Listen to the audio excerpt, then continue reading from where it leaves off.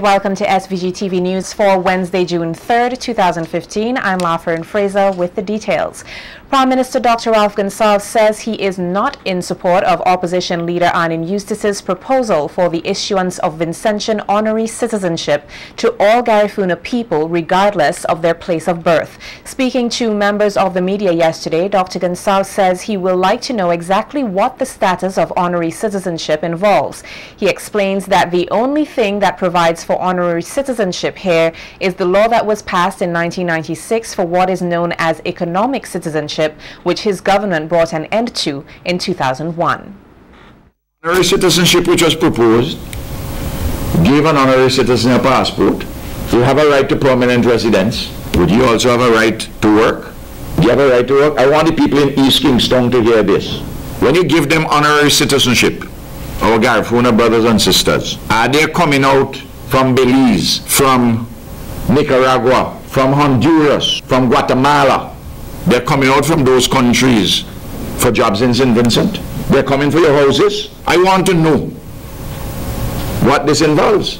If you're going to be an honorary citizen, the only thing that I have to judge on, my dear colleagues in the media, is what you called honorary citizenship before. And the only distinction there is that the only thing you have to pay money.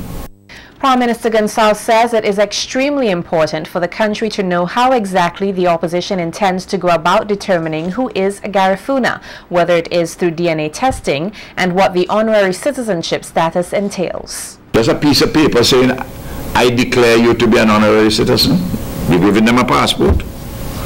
Because for sure, you have more Garifuna who are not Vincentians outside than the people of St. Vincent and Grenadines as a whole. So you don't want freedom of movement for people from Jamaica and Guyana. You hear them talk about too many Jamaicans and Guyanese in which we are in a trade relationship. But you want them from Nicaragua and Guatemala and Honduras. But Belize is part of CARICOM. By all means, let us strengthen the historical and cultural ties which we have been doing. And if you have a Garifuna overseas who is the descendant of a Garifuna here, you get citizenship by descent. And there is a process for that. The Prime Minister says while there is nothing wrong with the development of Balisu as suggested by the opposition leader, simply saying that there is an investment plan for the island is not sufficient. Well, let us know who they are and what money they have. Because that island is privately owned by the Linley family. Anybody who wants to find out how much is the price, go and ask Stephen Huggins, he's their lawyer. It's a number close to $30 million US. You're going to need another $50 million to put down the infrastructure. Electricity, water, the roads, the jetties. You have to put down sewage system. You have to put down solid waste disposal. And then you have a half of a beach. There are several people who came. There are several people who came over the years to ask about Balisu. The last set who came, a lot of talk, but with no money. Prime Minister Gonsalves says he finds it interesting and contradictory that the opposition leader does not want anything to do with the issue of reparations and the people of African descent who were enslaved, but is now on a Garifuna bandwagon. And opposition leader Arnim Eustace has condemned what he describes as fear-mongering and blatant attack launched at all Garifuna people here and in the diaspora by Prime Minister Dr. Ralph Gonsalves and his Unity Labour Party. He was at the time on radio reading from a statement issued to the media in response to Prime Minister Gonsalves' take on his proposal to offer honorary citizenship to Garifunas. We in the New Democratic Party acknowledge and add our voice to the loud outcry by Vincentians across the country who reject and discuss the Prime Minister's assault on the Garifuna nation. To say that the Garifuna will take away jobs and homes from Vincentians is utter rubbish. Our history is one. Our heritage is one. And it redounds to the benefit of us as a people to embrace our Garifuna brothers and sisters. Rather than seeing loss of jobs and property, we see just the opposite. We see positive benefits to the economy of St. Vincent and the Grenadines, both in tourism, private sector investment, as our relationship with the Garifuna deepens. Eustace says the NDP is clear in its position on the matter to offer honorary citizenship to all Garifuna people once elected to office.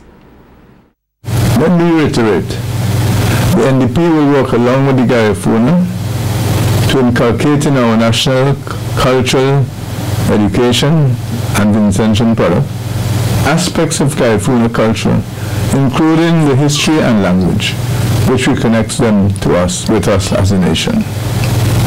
This includes some form of permanent national monument to the Garifuna to be located in Partisan. The NDP will grant honorary citizenship to all Garifuna, and the form which this honorary citizenship will take will be determined in consultation with the Garifuna and the NDP and the people of St. Vincent and Grenadines in the upcoming weeks.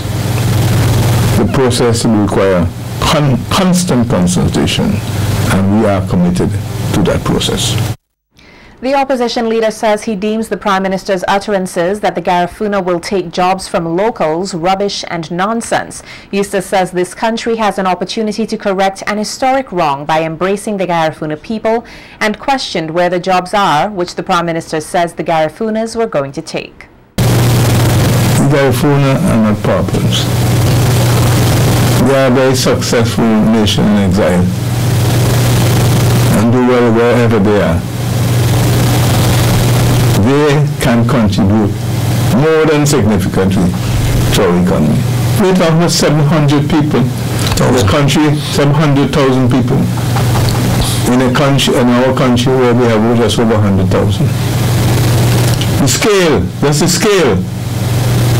And when you include the diaspora in the UK and Canada and the United States, we're talking as if St. Vincent has a population of 1 million or more people. That's making us one of the biggest states in the Caribbean. That is the scope that we have to examine.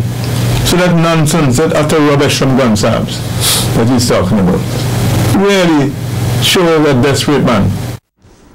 Students here wanting to pursue studies outside the priority areas for St. Vincent and the Grenadines will not be eligible to benefit from the government's economically disadvantaged student loan program. Prime Minister and Minister of Finance Dr. Ralph Gonsalves told members of the media on Tuesday that the deadline for applications to the student loan company has been pushed back 2 weeks from June 30th to mid-July. He says this was necessary since the University of the West Indies had extended its admission deadline to May 31st. However, he says it is important that the students applying for the loans first check the priority areas of study. Check the priority list. It's on the website of the government. Check at the Chief Personnel Office, see what the priority list is. If you're going outside of that, you're not going to get the student loan. The save and accept in cases, if for instance you have somebody, for instance, psychology is not listed as a priority now. But if somebody had been working in some capacity, though they're not at the university, they're done some other kind of courses, or by experience they're dealing with, spend a few years doing some training, some work in say the HIV area or somewhere in one of the schools or something like that, they want to, well then there's a discretion on the committee in a case like that to make the recommendation to me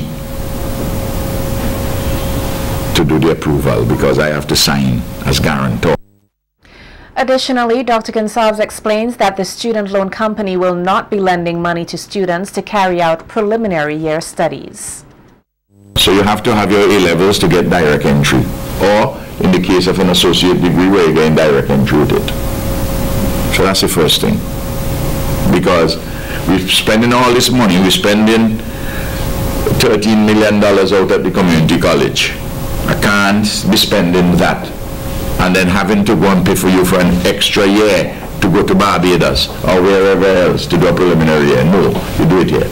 Secondly, say in the Faculty of Social Sciences, all the courses except I think one particular area of speciality they don't do here for their first year, social sciences. But once you're doing the first year here at Open Campus, you have to do it here. Between Open Campus and the community college. The Prime Minister says that for 2015 he has had to find in the region of $5 million for new and continuing students under the student loan program.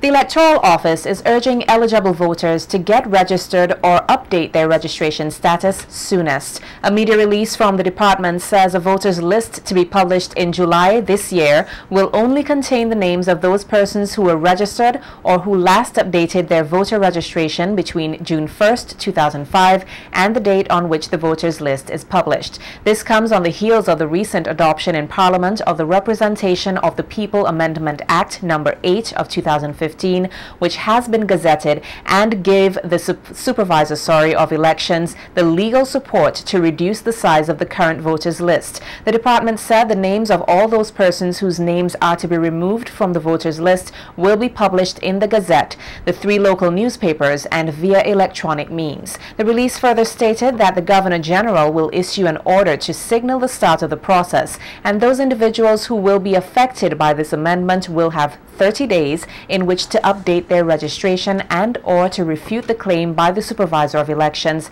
that their names ought to be removed from the voters list. The Electoral Office is urging eligible voters to ensure that they visit their registration center in their constituency or the main office in Kingstown to register as a voter or update their voter registration status. The outpouring of love and support for the families of the 6 children who perished in the Fancy Rock Gutter bus accident earlier this year continue to pour in. Earlier today, the U.S.-based Vincentian American Independent National Charities, Inc., or VINCI, made an undisclosed monetary contribution to Metalyn Alexander, Nelsia Stay, Rochelle Ashton, Simone Ballantyne, Gemma Edwards, and Gloradine Hoyt John, the 6 mothers whose children died in the accident. According to the representative of VINCI, Gwyneth Samuel Stewart, the non-profit organization has been in existence for 35 years and is made up mainly of Vincentians who lived in the diaspora. She says they have a mission to lend a helping hand to those in need. The donation was a joint effort between Vincentian-owned business, Lat's Barbershop on Avenue L in Brooklyn, and the organization. Augustus Macmillan is the president of that organization. Okay. Once again, on behalf of the organization, I just want to hand over this monetary donation to every one of you. Expressing gratitude on behalf of the parents, Nelsia Stay says they are heartened by the support they have been receiving as they continue to cope with their losses.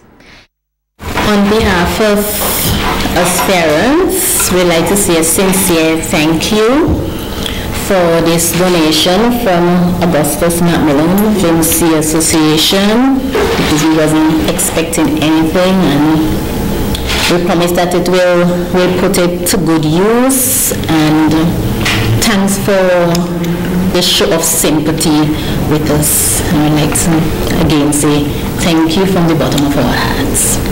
Thanks very much.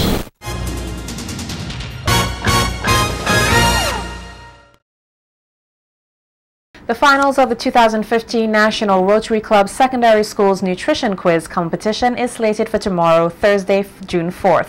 The finals will be held at French's House beginning at 9:15 a.m. The students have qualified for the finals. 10 students, have qualified, and they are Khalil Beach of the Bishop's College, Kingstown, Jafika Pereira of Georgetown Secondary School, Gabrielle Mulrain and Denise McDowell of the Girls High School, Shantae Lohman and Courtney Cumberbatch of the St. Joseph's Convent, Kingstown, Queenstown, Roshana Haynes of the Thomas Saunders Secondary School, Sumia Dallas, Union Islands Secondary School, Alana Blondell, and Shadeen Scott of West St. George Secondary. A prize giving and award ceremony will be held following the competition. The quiz is being organized as part of the Ministry of Health, Wellness and the Environment's Nutrition Week of activities. The Rotary Club has been sponsoring the event for more than 8 years. Ron Francis, a laborer of Barrowley, will stand trial at the next available sitting of the criminal session for the offense of wounding with intent. He was ordered to do so today by Chief Magistrate Rayshan Brown Matthias at the conclusion of the preliminary investigations into the matter. Francis is accused of inflicting cutlass wounds to both hands of his brother, Cameron Francis, during an altercation on June 13, 2014. In other court news, Otley Oliver, a 36-year-old resident of Beckway, was yesterday arrested after he reportedly took 398 grams of marijuana from his pocket at the Grenadines Wharf and threw the same into the sea. He was escorted to the Serious Offences Court today and pleaded guilty to the charge before Chief Magistrate Rayshan Brown Matthias. A fine of $700 was imposed upon him to be paid by Friday, June 5, 2015 in default. He faces a 3-month jail term. The UK comedy play Love, Sax, Jazz has been creating quite a stir on the international and Caribbean scene, and this weekend Vincentians have an opportunity to check it out. The show, which is sponsored by Careers Hazels Incorporated, will be shown this Saturday, June 6th at 7 p.m. and Sunday, June 7th from 6 p.m. at the Russell's Auditorium at Stony Grounds. Playwright Alan Charles says the play addresses relationship issues with a hint of humor. Charles, who was born in the UK but spent some of his early years in this country, says he incorporated several local performers to complement the Trini cast so that it has a bit of Vincy flavor with a UK style. He says other than the UK, the play has been performed in Canada, the US, and numerous Caribbean countries. To present Love, Sax and All That Jazz, featuring a Trini cast mixed with a Vincy cast. So we've got half and half. Half from Trinidad, half from St. Vincent. Now it's a play about love, marriage, infidelity, singleness, man shortage, the whole shebang, the different aspects of relationships, and we're trying to give some positive solutions to how we can have better relationships. And the play is done in such a way that whilst it's funny, it's also informative and allows you to think and make conscious decisions about your situation in terms of how it pertains to love, sex and all that drama. And so we're here, we are excited. I'm just going to encourage you to really come along and support the show. The cast are here already in from Trinidad, and so we are ready and raring to go. Two of the cast members, Karen Richards and Maria Guerra, says they are excited to hit the local stage to give patrons an unforgettable presentation. Just enjoying ourselves being on the stage, and it's something really nice and exciting for those who are viewing. We would like for you all to come on out and come and be a part and just see what we have to offer. It's a time to relax, it's a time for family, come thought-provoking situations, dealing with relationships. Some of us, we may be able to recognize some of these things that happens within our home, but yet still it's fun and entertaining. All right, I'm happy to be here in SVG. I'm very excited to be here in St. Vincent. Doing the production in Trinidad, of course, you'll have a different interpretation. So I'm very excited to see how the Vincy family is going to interpret this production. I'll be playing 3 characters. I'm not sure if I'm going to be playing all in St. Vincent. Muddy, Betty Smith, and Sister Lawson. So come out in your numbers, and I'm saying it's very affordable to come out at Russell Auditorium. So you're going to miss, if you don't come out, you're going to be missing a really, really good show. Priding itself on being a company that readily supports cultural events, Senior Marketing and Communications Coordinator of Careers Hazels Incorporated, Esworth Ezzy Roberts, says the play came into the spotlight when the Managing Director Joel Providence saw the production while in the UK. We'll be looking forward to attending the activities, and hence the reason why we at Careers decided to take up the mantle of sponsorship of this activity. The managing director of the company, Mr. Providence, had the privilege of viewing this play in London. He really enjoyed it, and I think that his enthusiasm came from what he experienced in London. He really wanted to have Chorus, Chorus is as a sponsor of this event. Hence, they're here, and it is in our reality. Okay, so with Mr. Providence, the man of experience, and if he was excited about what he saw in England, I'm pretty sure that his judgment, you can trust his judgment and come on out to the activities. I consider that to be a major endorsement from Mr. Joel Providence, Managing Director of Courage. Stay right here with us. Carnival Beat is coming right up.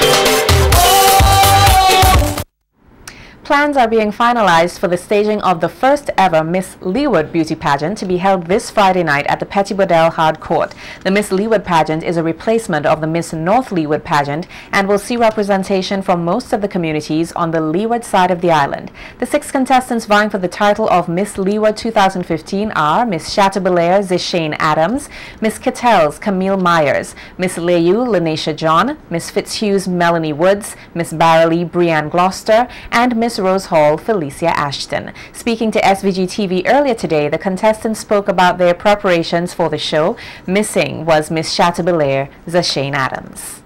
I am Camille Myers, contestant number 2 in the Miss Leeward pageant 2015, which will be held at the Petit Bodel Hard Court, where there are going to be 6 beautiful ladies who will be vying for the first ever Miss Leeward pageant, and I want you guys to come on down and support all of us.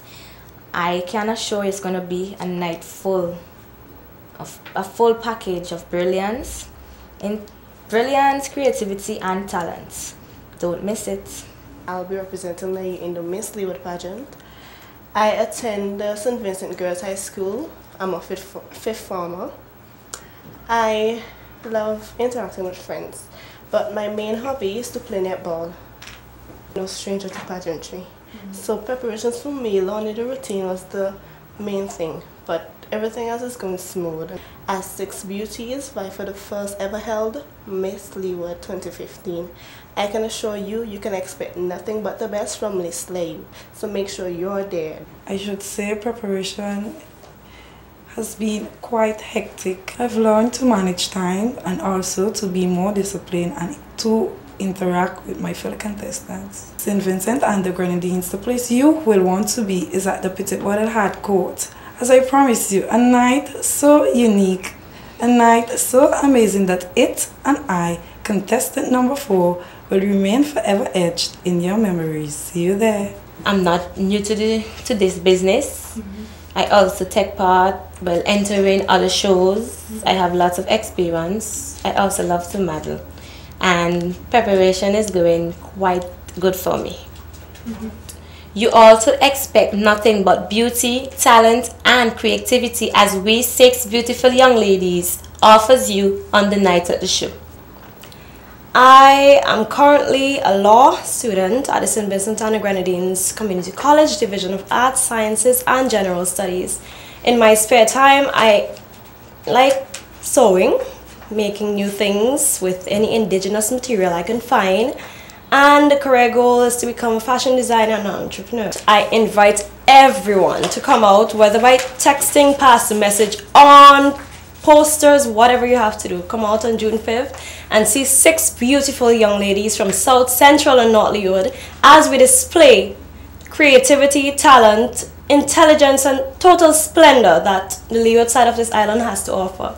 And support me, your contestant number 6.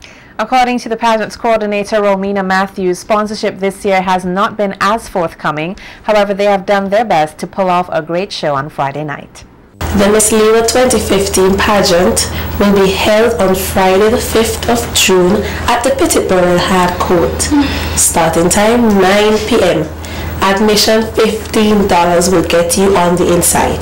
The purpose of creating the Miss Leeward pageant this year, because years before I have been coordinating and organizing the Miss North Leeward show, which is the usual show, but this year it's a slight different because I wanted to do something a bit different and more complex. So the Miss Leeward show I expect to be a much bigger and more productive event.